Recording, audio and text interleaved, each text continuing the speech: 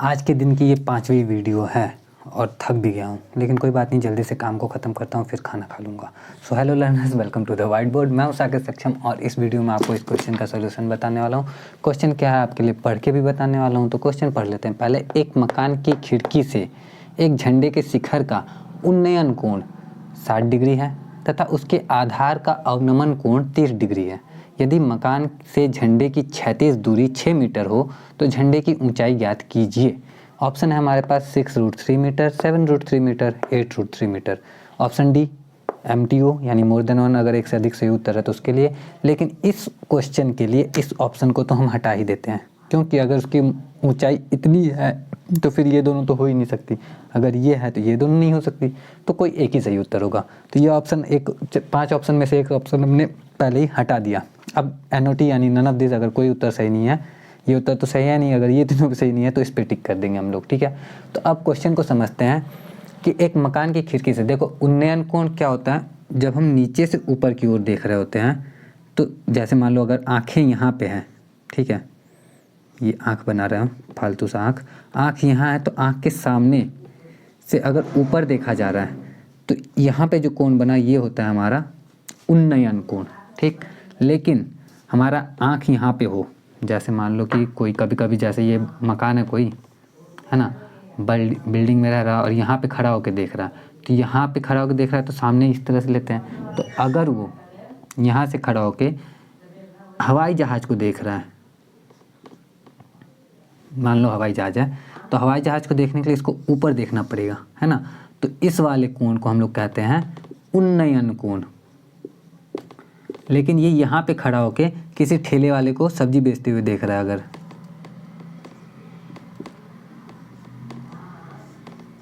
ठीक है, तो इसको देखने के लिए इसको जो यहाँ से कोण बनेगा वो कोण होगा हमारा अवनमन कोण। तो उन्नयन और अवनमन में तो कोई दिक्कत वाली बात रही नहीं गई होगी। अब इस क्वेश्चन के जरिए हम लोग इसको समझने वाले हैं, इस चीज़ के समझे। उन्नयन कोण जब यहाँ से ऊपर देख रहा है तो उन्नयन, यहाँ से नीचे देख रहा है तो अवनमन, ठीक है। अब देखते हैं आगे, क्वेश्चन को समझते हैं। मकान की खिड़की से एक झंडे के शिखर का उन्नयन कोण, तो यानी कि मकान जो है, जैसे मान लो यहाँ पे मकान बना देता हूँ मैं छोटा सा प्यारा सा। अब यहाँ पे मकान की खिड़की है, ठीक है, मकान की खिड़की, और झंडा भी बना देते हैं, झंडा भी तो बनाएंगे। ये हमारा झंडा, जरूरी नहीं है कि हमारे तिरंगा ही है, कोई भी झंडा हो सकता है, क्योंकि ये जरूरी नहीं है कि कहाँ का है, ठीक है। तो यहाँ से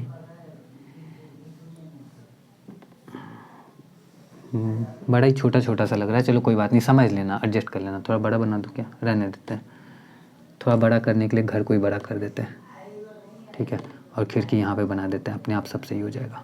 तो मकान की खिड़की से झंडे के शिखर का उन्नयन कोण 60 डिग्री है। यहाँ से इस खिड़की से इसका जो उन्नयन कोण है वो 60 डिग्री है, लेकिन उसके लिए एक सीधी लाइन भी तो ज़रूरी है। हमने जब आँख बना के देखा था तो ये जो उन्नयन कोण ऊपर देख रहा है यहाँ से, तो ये 60 डिग्री है, ठीक है। और उसके आधार का अवनमन कोण 30 डिग्री है। आधार यानी झंडे के आधार का जो अवनमन कोण है वो ये 30 डिग्री है, ठीक। तो अब हमसे पूछ रहा है कि यदि मकान से झंडे की क्षैतिज दूरी 6 मीटर हो, मकान से झंडे की क्षैतिज दूरी 6 मीटर है, तो ये वाला अगर 6 मीटर है तो ये वाला भी कितना होगा, 6 मीटर ही होगा, ठीक, क्योंकि ये दिख रहा है आयत के रूप में दिख रहा है, तो ये 6 मीटर, ये भी 6 मीटर, ठीक है। तो झंडे की ऊंचाई ज्ञात कीजिए। अब ये झंडा जो है यहाँ से यहाँ तक, ये हमें पता करना है। तो हम झंडे की ऊंचाई को देखते हैं तो 2 पार्ट में डिवाइड करके देखते हैं। पहला पार्ट यहाँ से यहाँ तक, जिसको हम A मान के चलेंगे, और इसको यहाँ से यहाँ तक, जिसको हम B मान के चलेंगे, ठीक है। अब ट्रायंगल देखेंगे हम लोग, क्योंकि हम मालूम है इसमें राइट एंगल ट्रायंगल बना है, एक समकोण त्रिभुज बना है। हम ध्यान देंगे सबसे पहले इस वाले त्रिभुज पे, यहाँ पे 90 डिग्री का कोण बनेगा। ये है आधार इस त्रिभुज का और ये है लंब। तो लंब और आधार, लंब और आधार से हम अगर जैसे मान लो लिखते हैं हम tan 60 डिग्री, तो tan 60 डिग्री के लिए लंब ये, आधार ये, लंब बटा आधार हो जाएगा, यानी A/6। tan 60 की वैल्यू क्या होती है, अगर ये इस वैल्यू याद करने, जैसे मुझे खुद भी वैल्यू याद करने में प्रॉब्लम होती है, तो मैं क्या करूँगा, मुझे मालूम है कि sin 60 डिवाइडेड बाई cos 60 जो होता है वो tan 60 का वैल्यू होता है। अब साइन 60 का भी वैल्यू अगर नहीं आता है तो उसका भी तरीका है, 0/0 रूट में 0/0 लिख दिया, 0/4 1/4 रूट में 2/4 रूट में 3/4 रूट में 4/4 रूट में। यह है साइन 0 की वैल्यू, साइन 30 की, साइन 45 की, साइन 60 की और साइन 90 की। तो हमें साइन 60 की पता करनी है, तो साइन 60 का ये हो गया हमारा रूट 3/4 रूट में, तो 4 रूट से निकल जाएगा तो बचेगा रूट 3/2। ठीक है।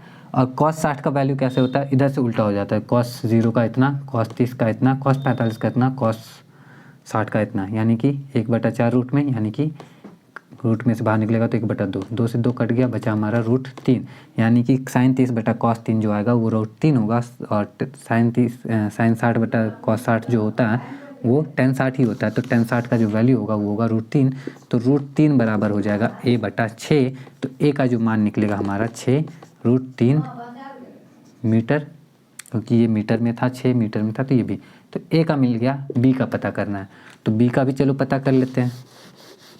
b को पता करने के लिए हम क्या करने वाले हैं, इस वाले त्रिभुज में देखेंगे, ये और ये, तो इस वाले त्रिभुज में ये 90 डिग्री हो जाएगा, तो ये tan 30 लेते हैं अगर, तो tan 30 बराबर भी लंब बटा आधार होगा, लंब हमारा b और आधार 6। क्या बात है भाई,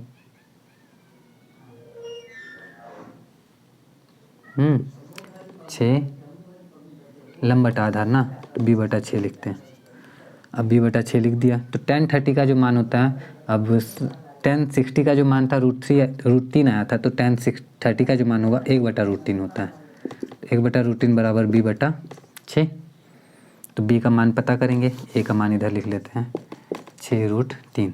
तो b का मान पता करने के लिए क्रॉस मल्टीप्लाई होगा, 6 उधर जाएगा तो 6/√3 बराबर b।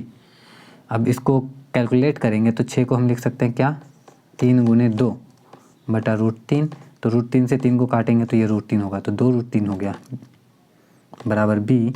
तो b बराबर हमें मिला 2√3, a बराबर 6√3, b बराबर 2√3, और झंडे की जो ऊंचाई है वो है a + b, यानी कि a + b को ऐड कर दो, झंडे की ऊंचाई मिलेगी 6√3 + 2√3, यानी कि 8√3।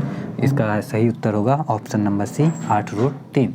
तो अगर ये चीज़ समझ में आई है, वीडियो अच्छा लगा है तो प्लीज़ वीडियो को लाइक ज़रूर करना, और कमेंट करके भी बताना चाहो तो बता सकते हो, अच्छा लगेगा मुझे, और नहीं भी बताना चाहते तो आपकी मर्ज़ी है भाई, आप जो चाहो करो। मैं फिर भी आपके लिए अगला क्वेश्चन लेके आऊँगा अगली वीडियो में, तो उसके लिए चाहो तो चैनल को सब्सक्राइब कर लेना। मिलता हूँ नेक्स्ट वीडियो में, जय हिंद।